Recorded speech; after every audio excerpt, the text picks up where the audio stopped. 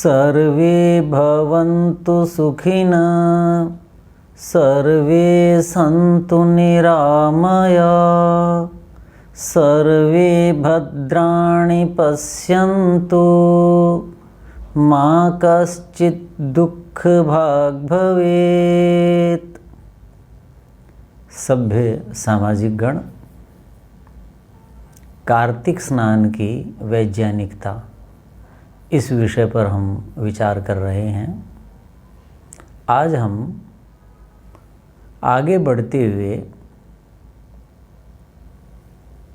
इस पर विचार करेंगे कि नदी, सरोवर, तालाब और वापी, बावड़ी जिसे कहते हैं, उसका जल किसी को न मिले स्नान के लिए, जो महानगरों में रहते हैं, नगरों में रहते हैं, जहाँ कुआं भी नहीं है, वहाँ भूगर्भ से जल आ रहा है,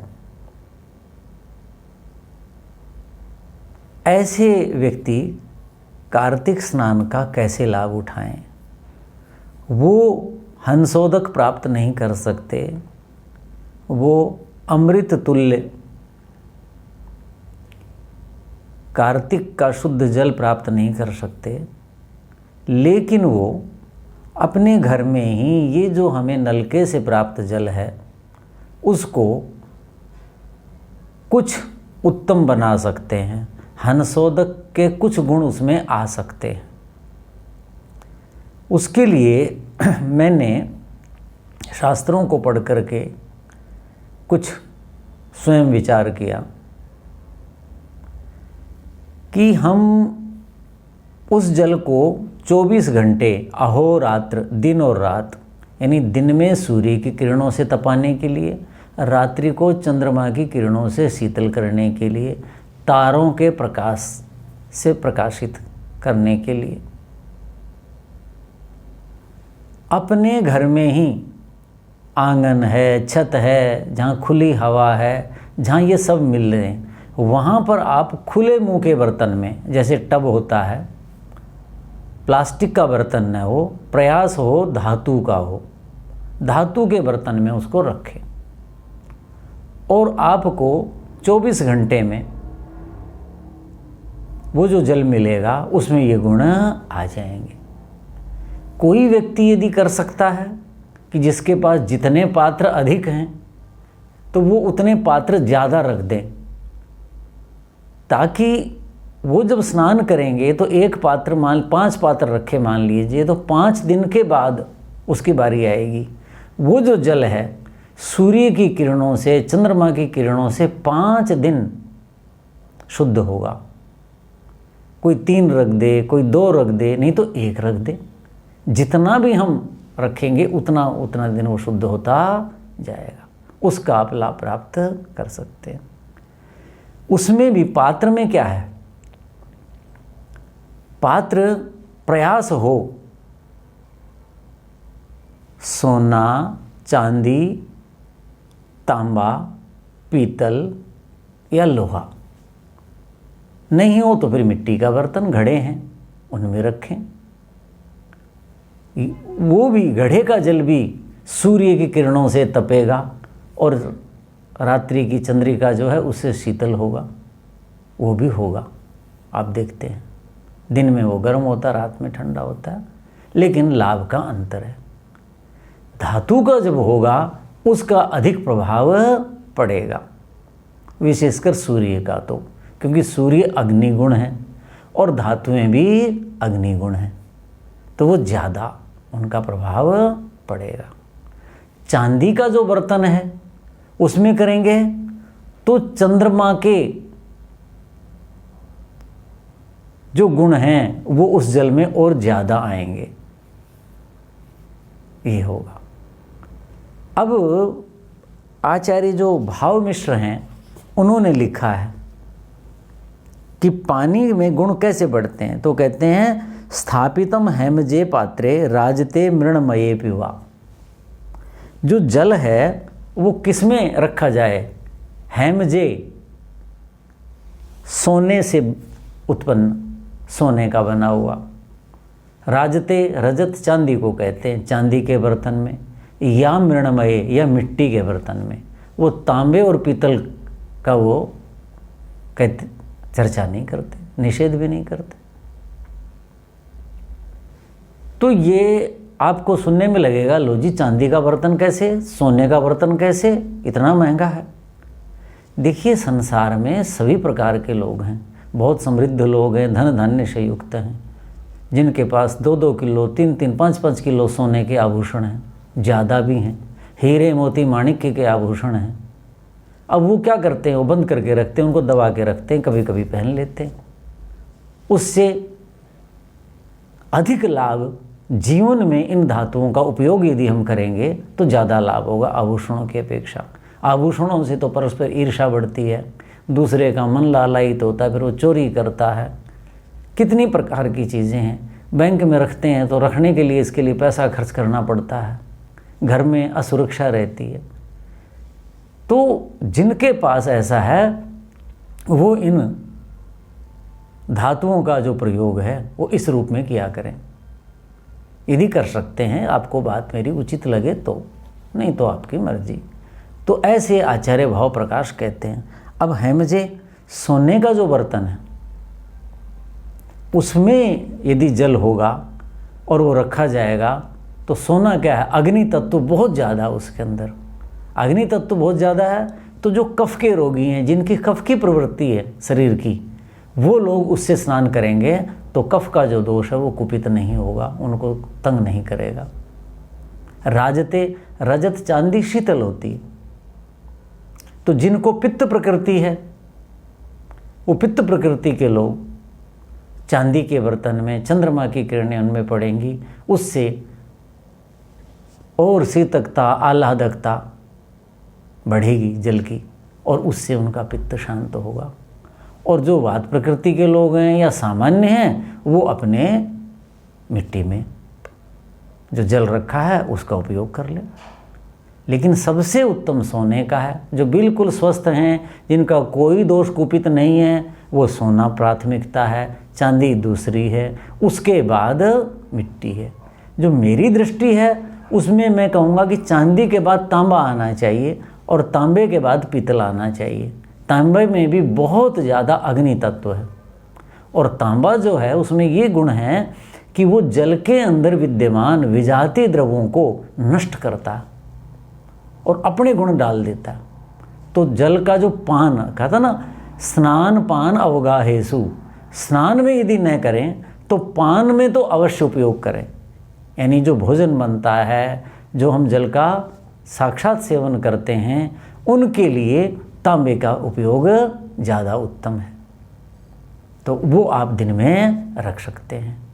तो इससे आप हंसोदक अमृतमय जल कर सकते हैं। अब दूसरा क्या है कि पर्वत क्षेत्र से नदियां बह के आती हैं, मैंने बताया था, पत्थरों में लुढ़कती बल खाती हुई आती हैं, उनका जल वहाँ क्या करता है, टूटता है। उसके अंदर जो तरह तरह के और विजातीय द्रव हैं जो शरीर के लिए उपयोगी नहीं है, जिसे भारी जल कहते हैं, जिसमें ऐसे तत्वों की प्रधानता है जिसमें शरीर को आवश्यकता नहीं है। जल का दोष नहीं है, वो हमारे लिए वो अधिक हैं, तो वो उसमें वो टूट जाते हैं। दूसरा, जो हम ये पानी को गर्म करेंगे सूर्य की किरणों से और चंद्रमा की किरणों से शीतल करेंगे, उसमें भी लाभदायक है। क्या? एक तो है सिकता, कणिका और काकणिका।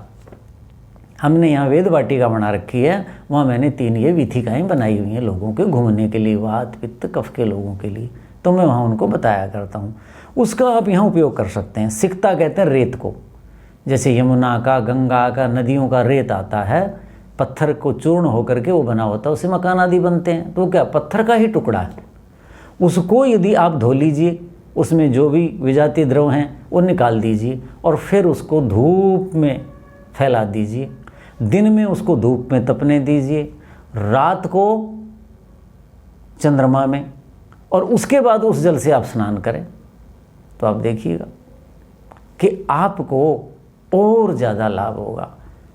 उसको धूप में ऐसे रखेंगे, चंद्रिका में रखेंगे, खुली हवा में रखेंगे, और उसको आप फिर बाद में 1-1.5 घंटे के लिए उसमें डाल दीजिए जल में, और फिर उस जल से आप स्नान करेंगे तो जल भी सूर्य के ताप मिला, चंद्रमा का प्रकाश मिला, चंद्रिका मिली, और उधर सिकता रेत को भी मिला। उसके बाद है कणिका, इसी का मोटा भाग, अर्थात जो पत्थर हैं जो चने के बराबर, राजमा के बराबर जो मोटे होते हैं, ऐसे उसको कणिका कहते हैं हम। तो कणिका जो है वो ऐसे ले आइए और उनको धूप और रात्रि को चंद्रमा में रखिएगा, और फिर उसको जल में डाल के रखिएगा, उस जल से स्नान करें। एक है काकणिका। काकणिका क्या होती है? जो लेंटर में डालते हैं, वो पत्थर का टुकड़ा और मोटा हो जाता है, वो आप इसी रूप में डालेंगे। तो इस 3 प्रकार से आप करेंगे और धूप में इन पात्रों में रखेंगे, खुली हवा में रखेंगे, तो आपके जो नलके का जल है, आपके टंकी का जल है, जो सीधा भूगर्भ से आ रहा है, सबमर्सिबल पंप जिनके लेके आते हैं, सूर्य और चंद्र के दर्शन ही जिसको नहीं होते, उस जल को आप इस रूप में करेंगे तो आप कार्तिक स्नान का बहुत लाभ उठा पाएंगे। तो घर में ही हंसशोधक आपका तैयार हो सकता है। आगे हम बढ़ते हैं कि इसमें भी अंतर है। एक है हिमालय, एक है अरावली पर्वत, जो हम यहाँ आसपास के लोग सुनते हैं। हिमालय जो है ये चंद्रगुणी है, इससे कफ की वृद्धि होती है और पित्त का शमन होता है। और जो अरावली पर्वत है, दिल्ली में पहाड़ियाँ हैं, दिल्ली से दक्षिण पश्चिम की तरफ जाते जाएंगे, वो जो अरावली की पहाड़ियाँ हैं वो क्या हैं? उनमें आग्नेय तत्व, अग्नि तत्व की प्रधानता है। तो उनकी सिकता, उनकी कणिका और उनकी काकणिका डालेंगे जिनको कफ का रोग है, क्योंकि कफ वालों के लिए अग्नि तत्व की आवश्यकता है, तो वो डालेंगे तो उनको उसका लाभ होगा। जो हिमालय की डालेंगे उनको जिनको पित्त बढ़ता है, पित्त क्या है? गर्मी है, और हिमालय क्या है? शीतल है, चंद्रगुणी है, तो उसकी सिकता, कणिका और काकणिका डालेंगे तो उनको वो लाभ होगा। और जो संप्रकृति के हैं वो ये भी डाल सकते हैं, जिसको जो उपलब्ध है वो डाल लीजिए, उनके लिए कोई विशेष अंतर नहीं है।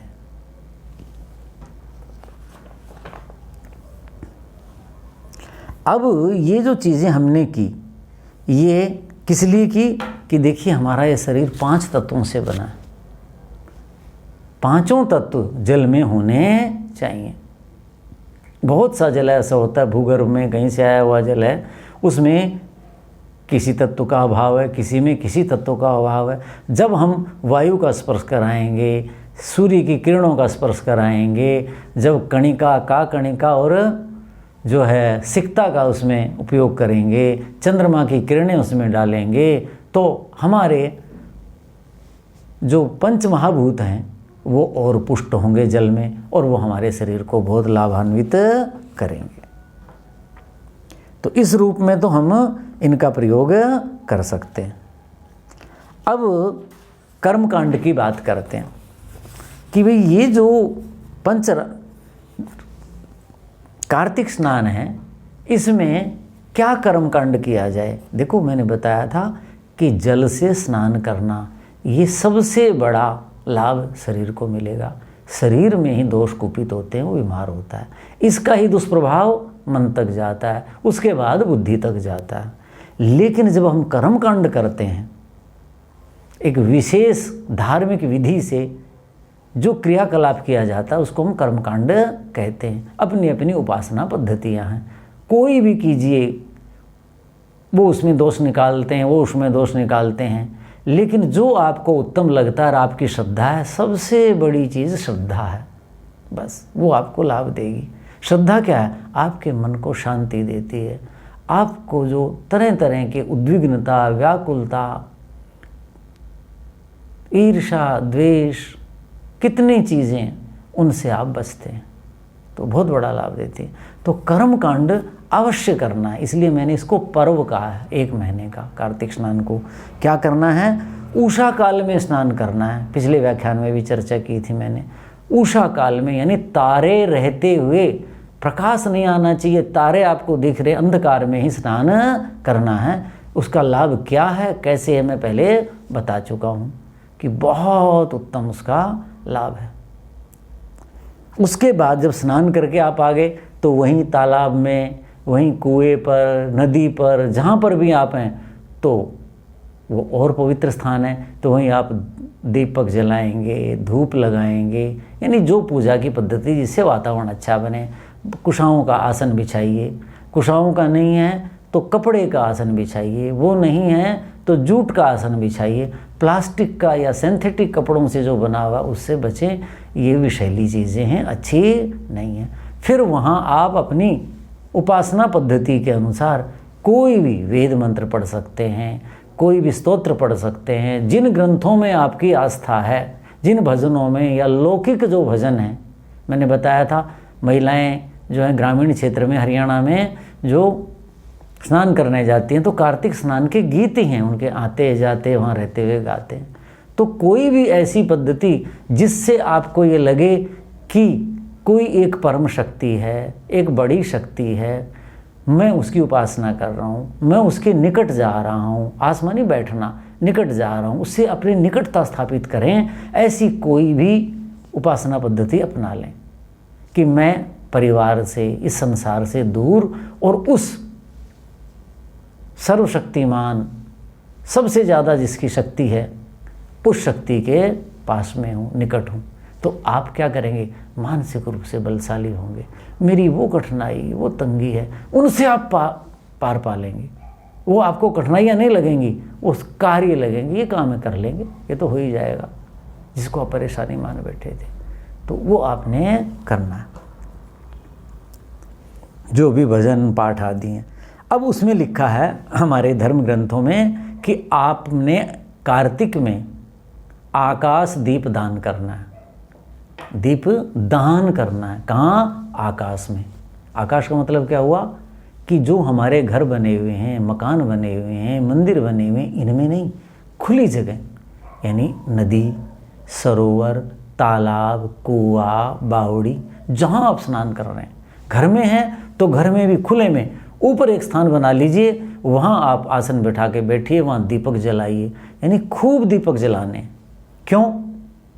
क्योंकि कार्तिक का मास जो है वो बहुत प्राकृतिक रूप से दूषित माना जाता है और इससे रोग बढ़ते हैं।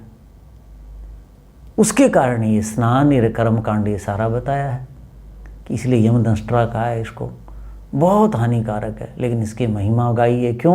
कि यदि इसको कर्मकांड में न डालें, इसकी महत्ता न बताएं और ये बताएं तो लोग मानेंगे नहीं, करेंगे नहीं। तो उनको लाभ दिखा दिया, और लाभ है भी कि जब आप रोगी नहीं होंगे, मानसिक रूप से स्वस्थ होंगे, बौद्धिक रूप से आप उन्नत होंगे, तो आपकी सारी मनोकामनाएं पूर्ण हो जाएंगी।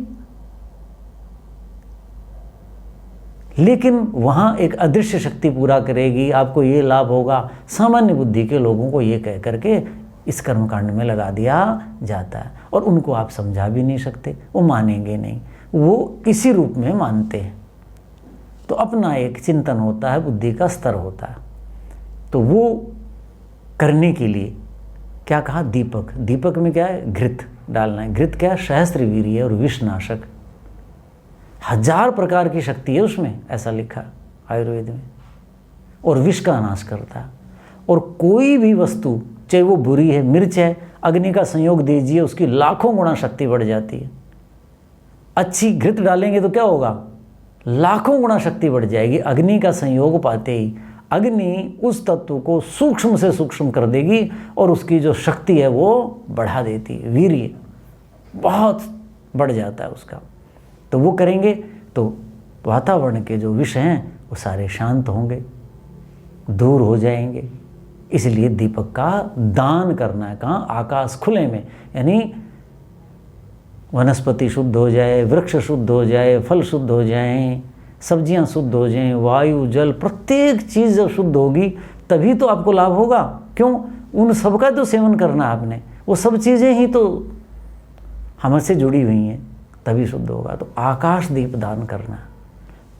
घी नहीं है तो आप तिल ना, ये जो सरसों है, सरसों को भूतनाशिनी कहा है। भूत का मतलब क्या होता है? सूक्ष्म जीव, कीटाणु, विषाणु, रोगाणु, उनका वो नाश करती है। आप देखो, हमने बचपन में सुना कुछ क्या कहते हैं, इस बच्चे को बुखार हो गया, इसको क्या कर दे, इसको ये हो गया, इसको ये हो गया, कहते हैं कि नून राई की धुनी कर दो, यानी राई अंगारे पे डालो, थोड़ा नमक डालो। इसका मतलब क्या है, राई जो है विषनाशक है, राई के अंदर कटुक रस है और वो नमक के साथ मिल करके क्या करेगी, सारे विषाणुओं को, जीवाणुओं को नष्ट कर देती है।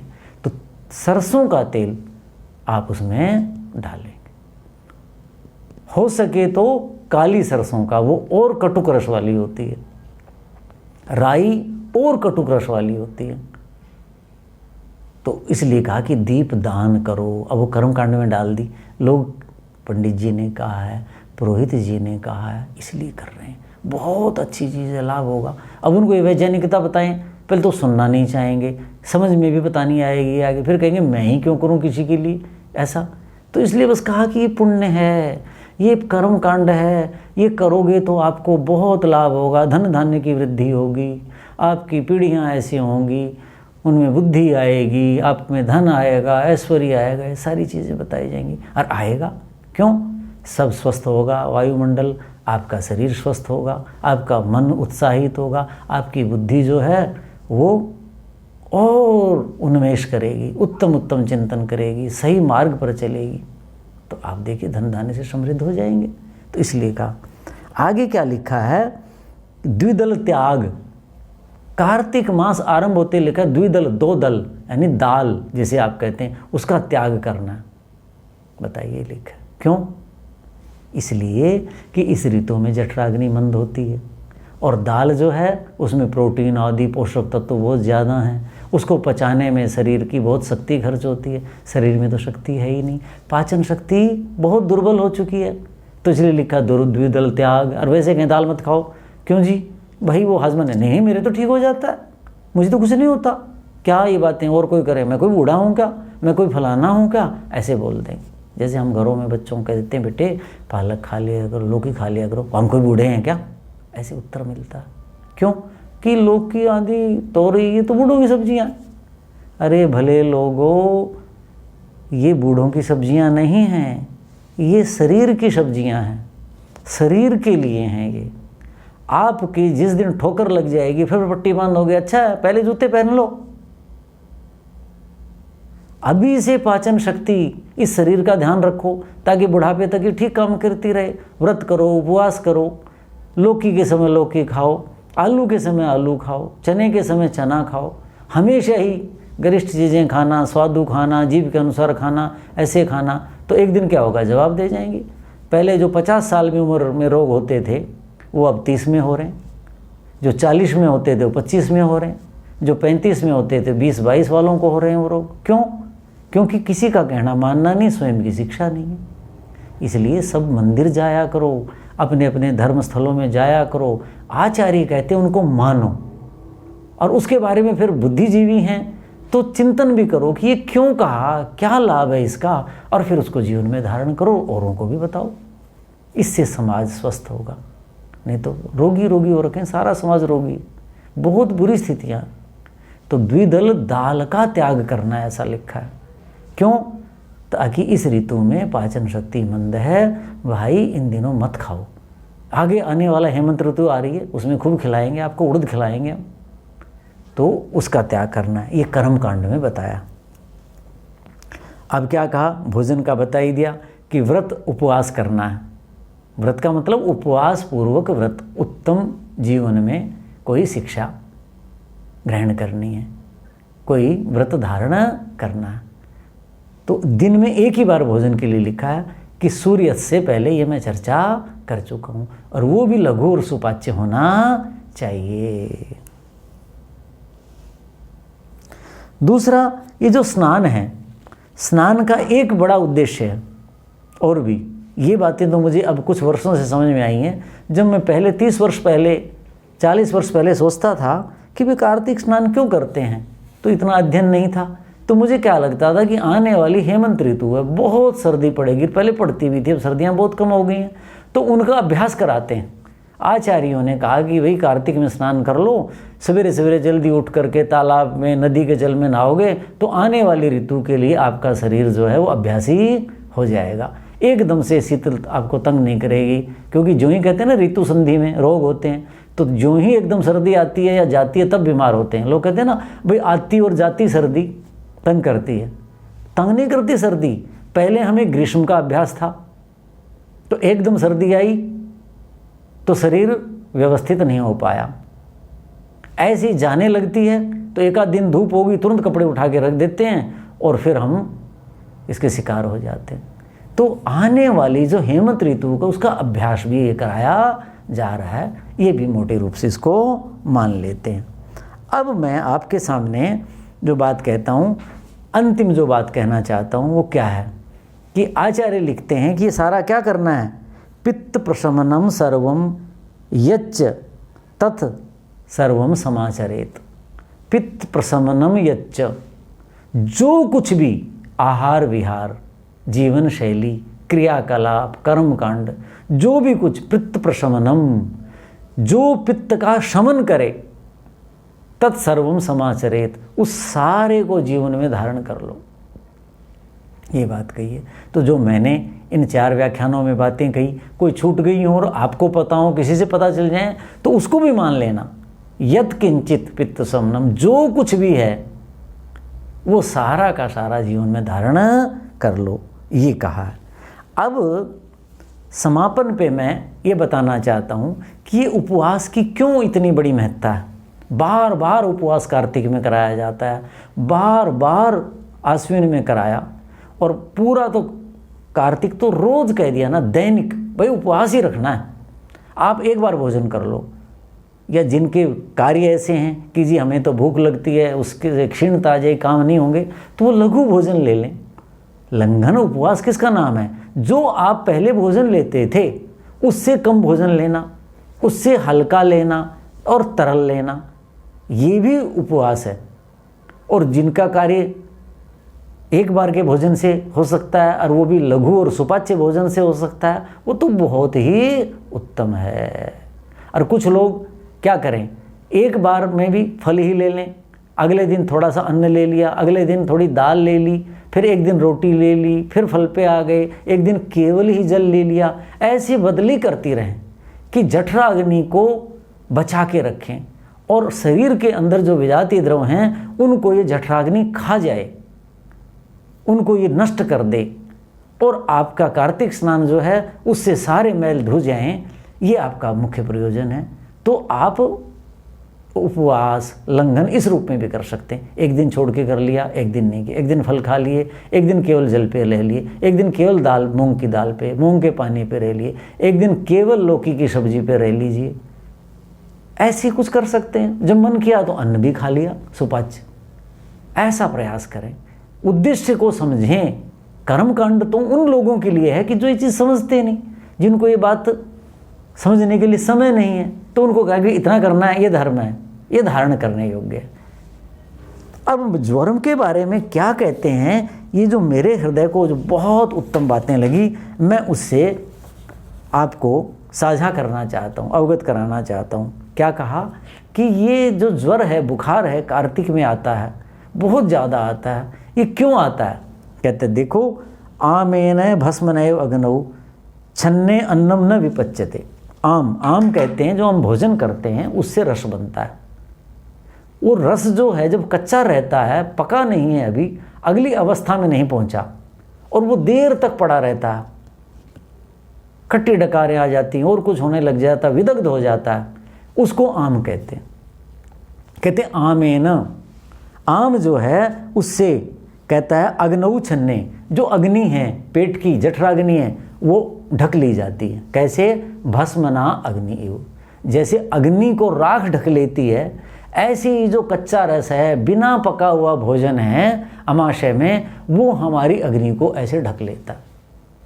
अब वो ढक लेगा तो क्या होगा? आप देखो, जिस अग्नि को राखी ने ढक लिया, वो अग्नि कोई चीज़ पका सकती है क्या? नहीं पका सकती। पकाएगी तो कितना समय लेगा, कितना समय लेगा, पक ही नहीं पाएंगे, कच्चा रह जाएगा, हल्की सी उष्मा ताप जाएगा। ऐसी शरीर की स्थिति हो जाती है कि जो हमने खाया वो पचता नहीं, वो विदग्ध हो जाता है, वो सड़ जाता है और फिर उसके बाद और रोग फैल जाते हैं। तो वो उसको ढक लेता है, क्यों कि पाचन नहीं होता, जठराग्नि मंद है और वो वहीं पड़ा रहता है। उसके बाद और रखे और वो अग्नि मंद हो गई और उससे और रोग फैल जाएंगे।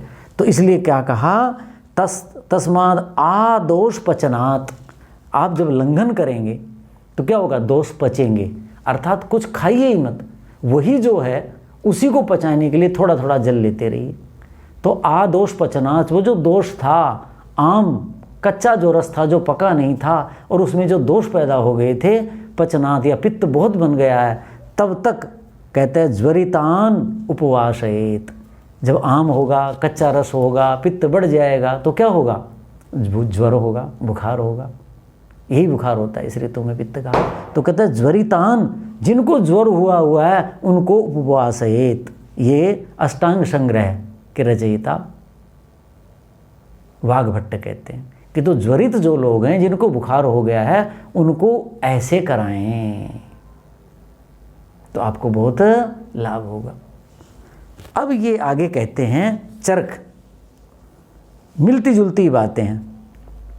कहते हैं कि देखो, यदि आप ऐसा करोगे तो क्या होगा, आम आशयस्थो हत्वाग्निम सामो मार्गान पिधापयन विदधाति ज्वरम दोष तस्मात् लंघनम आचरेत।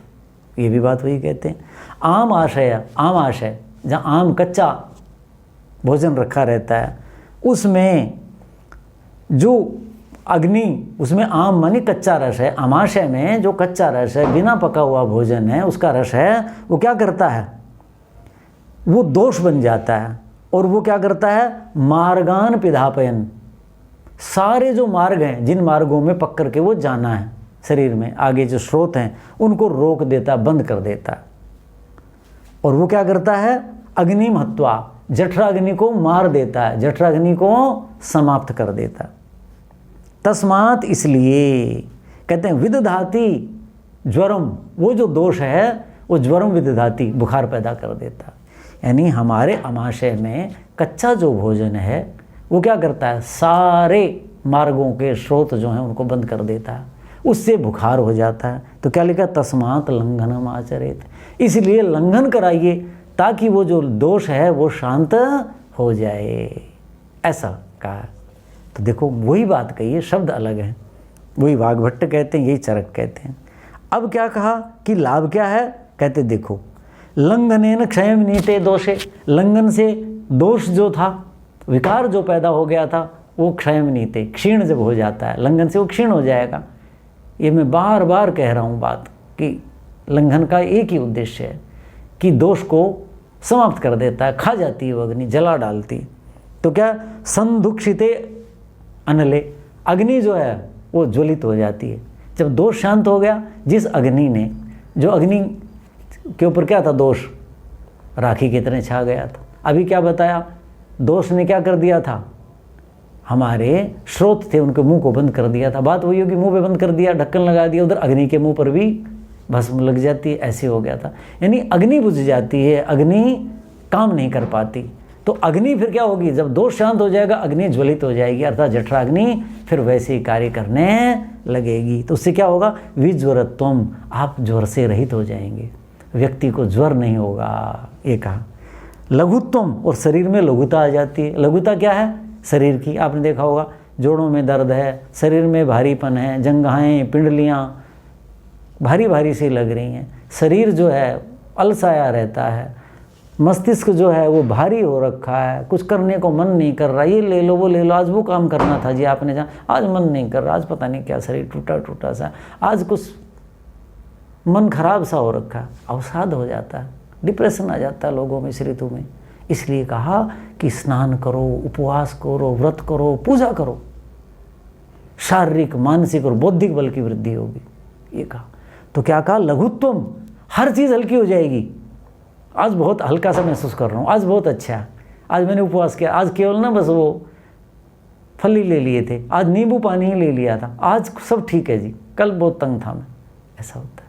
तो लघुत्वम, शरीर मन और बुद्धि सब की लघुता आ जाएगी। क्यों, सारे दोष समाप्त हो गए, उन्होंने तो सब कुछ रोका हुआ था, सारे शरीर के अंग प्रत्यंग हर स्रोत, हर अयन सब कार्य कर रहा है अपना, तो उससे लघुता आ गई।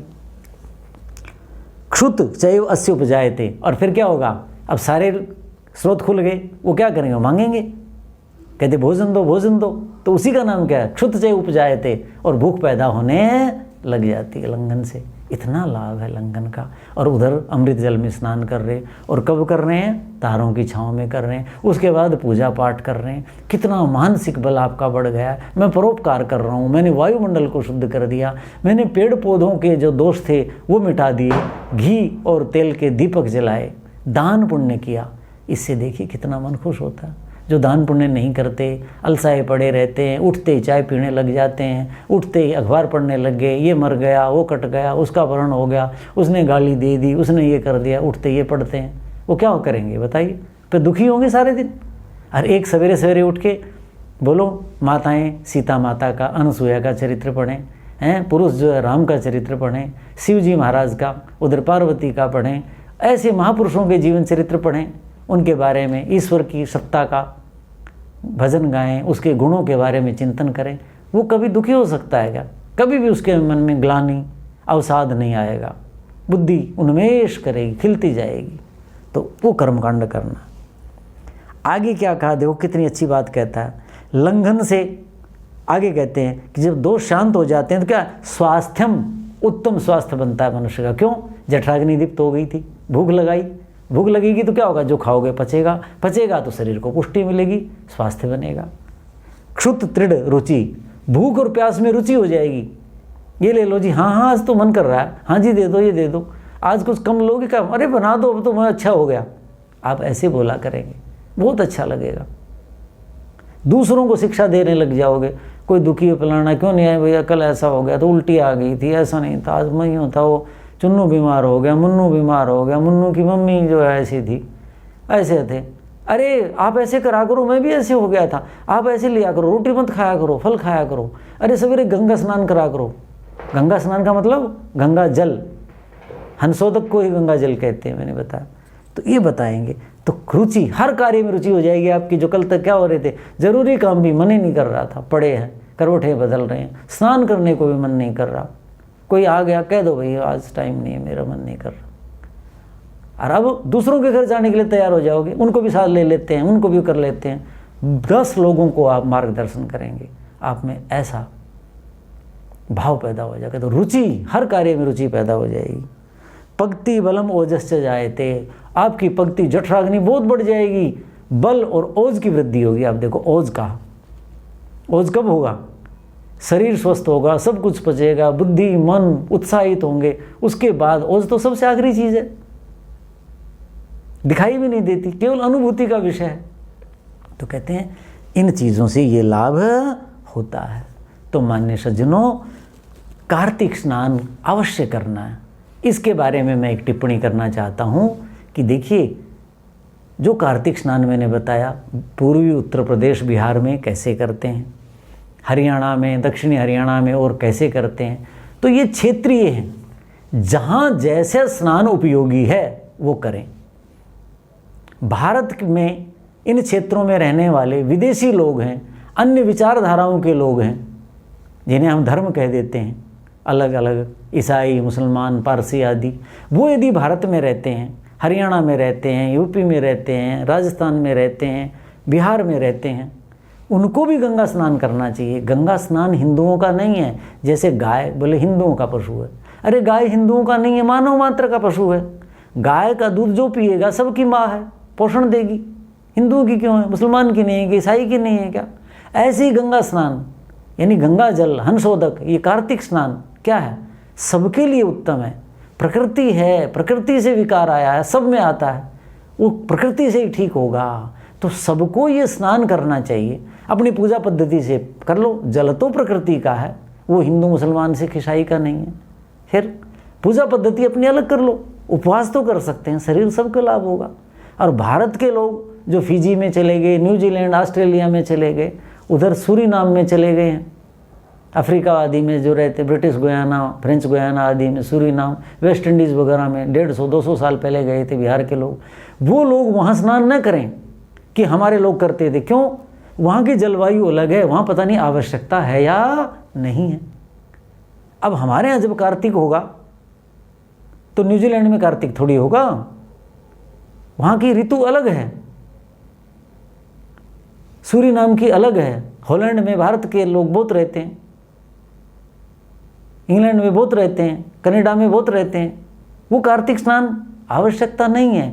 तो वो वहाँ की जो जलवायु है, वहाँ की जो ऋतुएं हैं, उनमें स्वास्थ्य के लिए, मन बुद्धि के लिए क्या करना चाहिए, उनको वो करना चाहिए। हिंदू के नाते, आर्य के नाते मेरे पूर्वज ये करते थे, यदि वो वहाँ उपयोगी है, ऋतु के अनुकूल है तो वो करें, अन्यथा वो न करें। ये तो ऋतु पर्व है, क्षेत्र विशेष के पर्व हैं, उनके अनुसार ऋतु को जानना, प्रकृति को जानना और उसका लाभ लेना चाहिए। तो माननीय सज्जनों, जो ये परंपरा है कार्तिक स्नान की, इसको हम समझें, इसकी वैज्ञानिकता को समझें और जीवन में धारण करें, आप सबको लाभ होगा। ओम शांति शांति शांति। ओम।